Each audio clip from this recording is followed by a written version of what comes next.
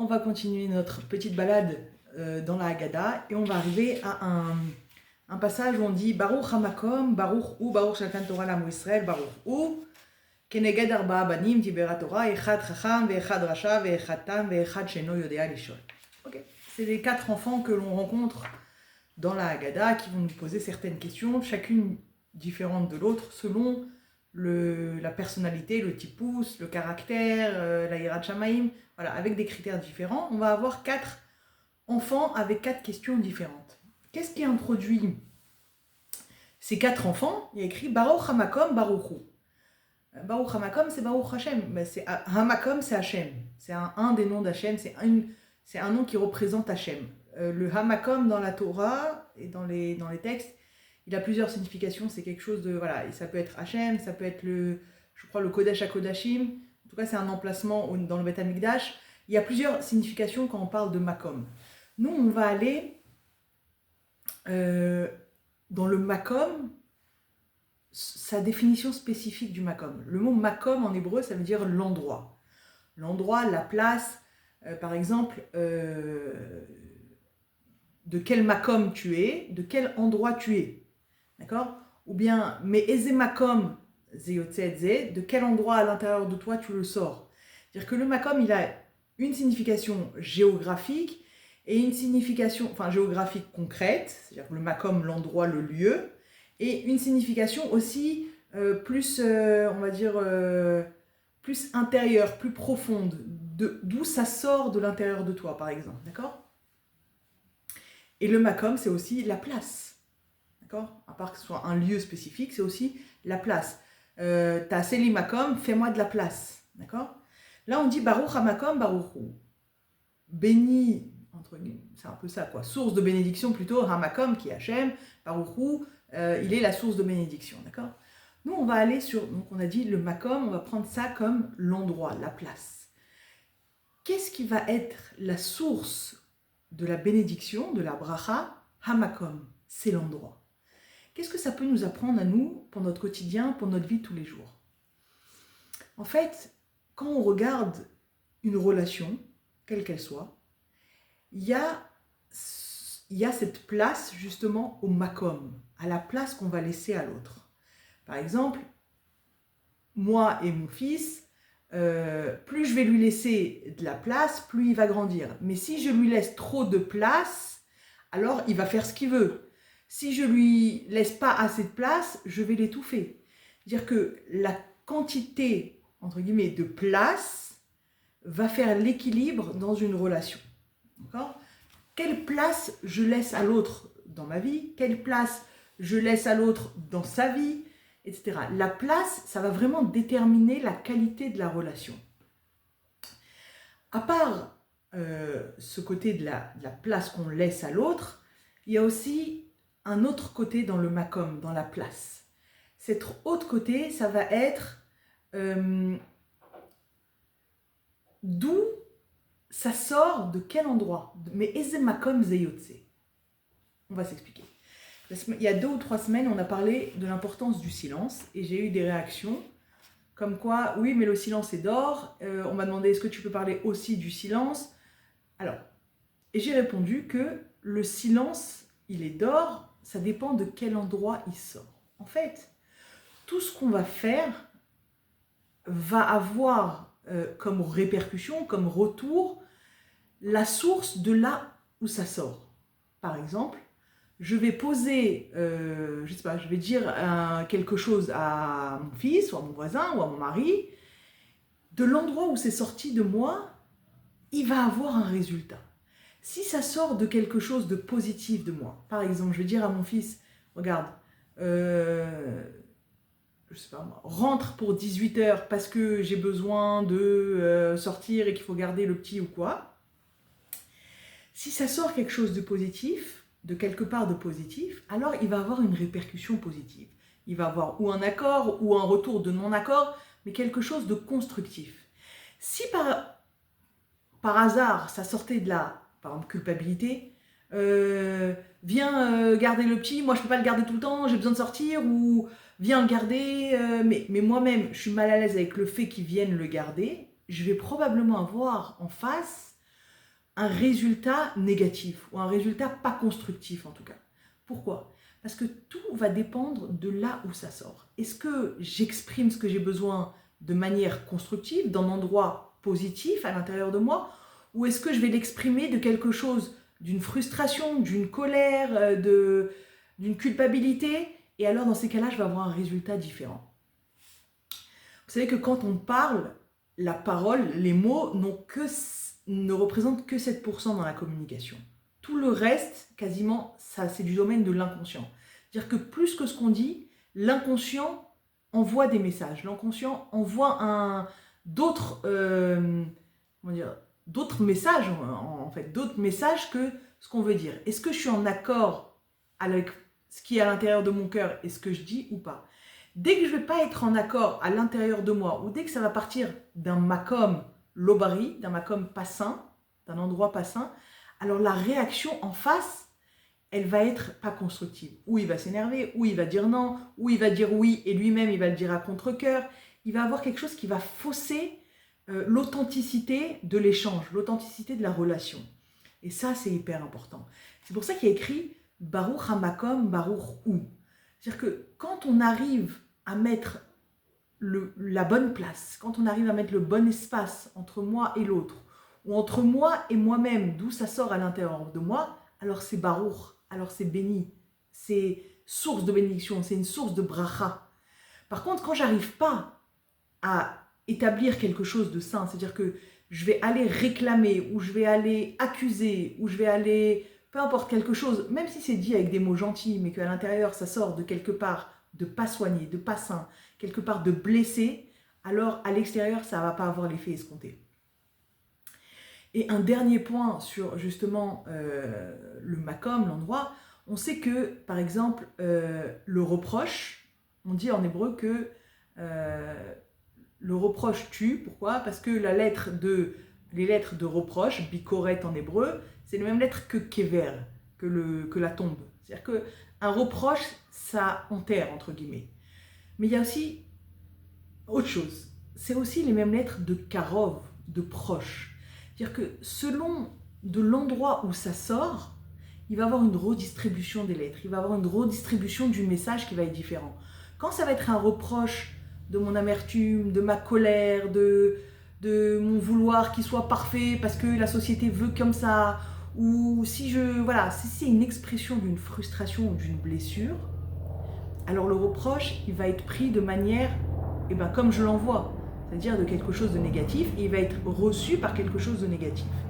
Si par contre, mon reproche, il vient de quelque chose de profondément positif, de profondément amour, relation, alors il va être perçu de cette façon de l'autre côté. Évidemment, un reproche, c'est jamais bon à entendre. Ça ne fait jamais plaisir.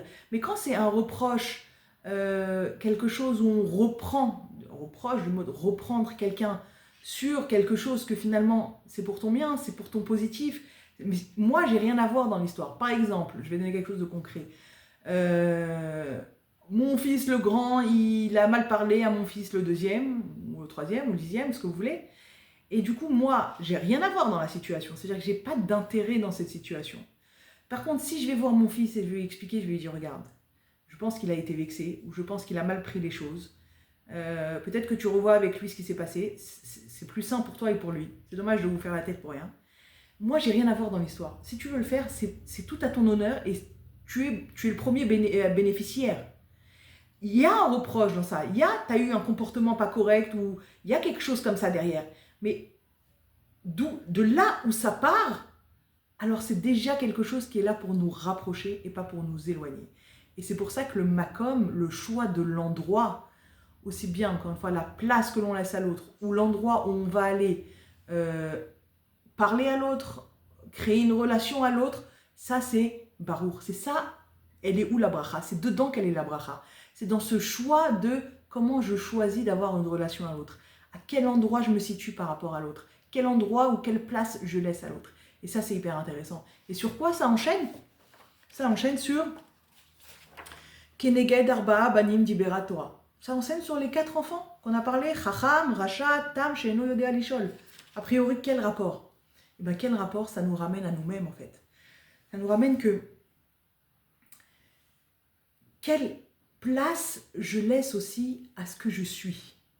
On a parlé de la place par rapport à l'autre. Évidemment, il y a la place par rapport à Hachem. Mais ça laisse, on est toujours dans les 3 dimensions. On est toujours dans la dimension de nous par rapport à Hachem, nous par rapport à l'autre et nous par rapport à nous-mêmes. D'accord ? Donc là, quand on a la suite qui s'enchaîne avec les 4 types d'enfants, ça nous revient à nous en fait. Quelle place je laisse à qui je suis? Quelle place je laisse à mes pensées? Quelle place je laisse à mes émotions? Est-ce que je laisse mes émotions m'envahir dans tous les sens et je leur laisse toute la place et allez-y, explosez-moi les journées, les soirées, les nuits? Ou est-ce que j'arrive à laisser une place? Parce que Baruch Hamakom, il y a la place, on en a besoin. Il faut une place pour chaque chose. Donc, est-ce que j'arrive à laisser la place et à cadrer ça de manière positive ou je me laisse envahir? Est-ce que je laisse la place à mes pensées à outrance? Ça veut dire que c'est mes pensées qui dirigent tout. Il n'y a pas d'émotion, il n'y a pas d'action, il n'y a rien, il n'y a que mes pensées. Encore une fois, c'est une histoire de place. Combien de place je donne à mes pensées? Combien de place je donne à mes émotions? Et là, par rapport aux 4 enfants, combien de place je laisse à ces 4 enfants à l'intérieur de moi? Il y a des moments dans la vie où je suis chacham, il y a des moments dans la vie où je suis racha, il y a des moments dans la vie où je suis tam, il y a des moments dans la vie où sheino yodé alishol, où je ne sais pas poser une question, voilà. Ces 4 enfants, on les retrouve à l'intérieur de nous, dans différentes situations. Il y a des situations où je suis plus intelligente que d'autres, il y a des situations où je suis racha, birlal, où je ne sais même pas à quoi ça sert ce que je suis en train de faire. Il y a des moments où je suis tam, je suis naïve, je ne sais pas trop ce qu'on veut de moi ou ce qu'on ne veut pas de moi. On retrouve à l'intérieur de nous-mêmes, plusieurs fois dans la journée, sans s'en rendre compte, plusieurs fois dans l'année, plusieurs fois tout le temps, ces 4 types d'enfants. Est-ce que je laisse la place à chacun des 4? Est-ce que j'ai conscience que chacun des 4 mérite d'exister, a sa place en fait? Chacun des 4 a sa place à l'intérieur de moi. Et c'est ok. Il n'y a pas écrit par exemple que le rachat, il faut lui le prendre et le jeter de la table et lui dire tu sors de ma maison, etc. Pas du tout. Il faut lui répondre par rapport à sa propre question. Mais il faut quand même lui répondre. C'est-à-dire qu'il faut prendre en considération qu'il est là. Et ça, c'est une super leçon pour nous. Parce que parfois, on a envie de fermer. Non, non, c'est bon, je ne suis pas comme ça. Ou non, je ne veux pas entendre ça. Ou non, je ne veux pas être envahi par cette émotion. Et je ferme, et je ferme, et je ferme. Mais en fait, quand tu fermes, ça va te revenir en boomerang. Quand on étouffe une émotion, comme il dit le Raffinger, c'est comme si on prenait un ballon, vous savez, les ballons plastiques, pour jouer dans la piscine ou dans la mer. Et on prend ce ballon, on est dans la mer, et quand on veut étouffer une émotion, on pousse le ballon, on pousse le ballon, on pousse le ballon pour ne plus le voir, pour ne plus l'entendre. Non, j'ai pas de ballon, j'ai pas de ballon, j'ai pas de ballon. Et plus on l'enfonce, que dès qu'on lâche, ça nous explose à la figure. C'est la même chose d'une émotion refoulée. C'est la même chose, quelque chose qu'on a à l'intérieur de nous et qu'on avale, qu'on refoule, ou quoi que ce soit, une pensée ou un état d'être ou un trait de caractère chez nous. Plus on va l'étouffer, plus quand on va le lâcher, parce qu'on n'aura plus la force de tenir, parce que le corps à un moment donné il va le lâcher, et ben ça va nous exploser en 1 million. Donc tout ce baruch hamakom baruch où, cette source de bracha, elle est où? Elle est dans le makom que tu vas laisser aux choses. Elle est dans le makom que tu vas laisser à l'autre. Elle est évidemment dans le makom que tu vas laisser à Hachem. Quelle place tu vas laisser à Hachem dans ta vie? Évidemment, c'est la place. C'est pour ça qu'Hachem il s'appelle makom. Il est ha-makom. C'est lui qui occupe tout. C'est lui qui occupe tout l'espace. C'est lui qui il est là partout, nulle part, partout, tout en même temps. Donc, évidemment que ça, c'est Hachem. Il n'y a pas de quoi décrire sur un makom. Mais par rapport à l'autre, pour conclure, l'autre, quelle place je lui laisse? Quelle place il me laisse? Quelle place je laisse à la relation? Ça, c'est hyper important de refaire le point. C'est hyper important de savoir où on en est, de savoir laisser la place à l'autre, mais pas trop, et de savoir prendre sa place, mais pas trop. Tout est une gestion de place. Toute la réussite de la relation va être dans comment je sais et où j'arrive à gérer plus ou moins la place de chacun, encore plus quand on est une maman et qu'à la maison, il faut gérer la place de chacun un petit peu. Faut un petit peu être chef d'orchestre sans être étouffant, faut pouvoir donner sans trop donner. Voilà, tout ça, c'est combien de place je laisse à l'autre. Et bien sûr, d'où ça vient quand je vais créer la relation à l'autre, quand je vais demander quelque chose à l'autre, quand je vais reprocher quelque chose à l'autre, quand je vais exiger quelque chose à l'autre, de quel endroit à l'intérieur de moi ça vient. On parlait du silence. Le silence, il est Shtika Shavazav, il est d'or lorsqu'il vient de quelque chose de propre à l'intérieur de nous, de sain, de pur. C'est-à-dire que j'ai compris, l'autre il m'a énervé, je garde mon silence Pas parce que ouais, je vais étouffer, je m'étouffe, c'est mieux, ne rien dire, j'aurai pas d'histoire, etc. Non, pas du tout. Parce que j'ai conscience que à ce moment-là, c'est pas le moment de parler, ou parce que j'ai conscience que là, ce qu'il est en train de me dire, c'est parce qu'il est en colère, ou parce qu'il a raté quelque chose, ou parce que, peu importe, j'ai conscience que ce silence, il vaut de l'or parce que je suis pas en réaction. Je prends le silence en action. Je choisis d'être en silence parce que c'est sain, parce que ça vient d'un endroit sain et que j'ai pas de problème à être en silence. Ça, c'est le silence qui vaut de l'or. Par contre, le silence que l'on ferme, parce que sinon, de toute façon, ça va éclater en dispute, parce que sinon, je sais pas ce qu'il va répondre, parce que, encore une fois, il faut garder le silence, c'est mieux, ça va pas faire d'histoire, ça, c'est pas sain.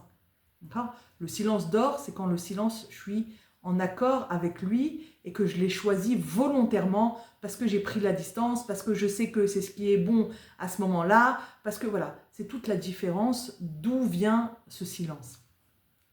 Donc c'est important, encore une fois, de savoir d'où viennent les choses, d'où viennent nos réactions, d'où viennent nos demandes, etc. Et pour finir, encore, repenser, accepter, recevoir qu'on peut être les 4 enfants différents, on peut avoir des moments comme ça, accepter, laisser la place à ses émotions, laisser la place à ses pensées, pas laisser la place de nous envahir, mais justement choisir quelle place on veut donner à ça ou à ça. Rattachem qu'on y arrive et qu'on puisse voir la Géoula Ben Achamim. Bonne journée.